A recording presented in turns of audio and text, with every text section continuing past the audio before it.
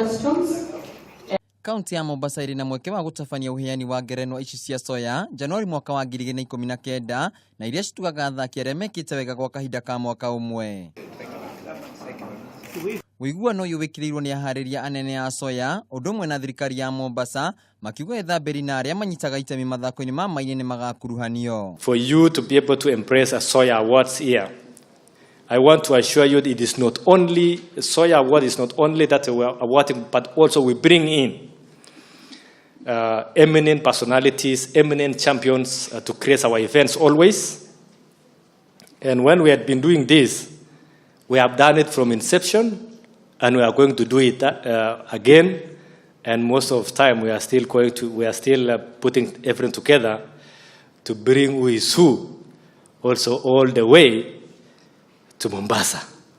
Kuringana na mwambĩrĩria wa ngũga ici Paul Tergat, ũyũ nĩ mweke mwerũ wa gũtambia mogokũrĩ ya Kenya othe na ĩrĩa nĩ njĩra hũthũ ya kwendia Kenya kũhĩtũkĩra mathako. 15 years on, County 001 gets to be the first county to host soya outside Nairobi. For us, this is a big thing. This is huge. And we certainly don't take it for granted. Rĩrĩ nĩ rita rĩa mbere mbĩtĩka ici gũtabanĩrio nja wa Nairobi. Tergat akiuga marĩ na muoroto wa gũcitambia mabũrũri marĩa tũrigainie na gĩtarũ kĩa Afrika.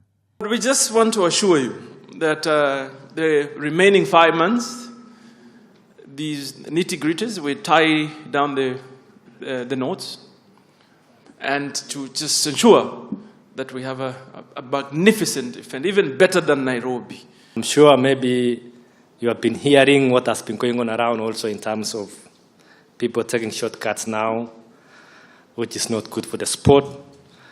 But I'm assuring you that some of us, when we are sitting where we are sitting, we will make sure these things become something of the past. Nguga ici iria ikoretwo igayanĩtio maita 18 mwaka ũkĩte maugĩte nĩ mekuongerera na gũkinyithia 20.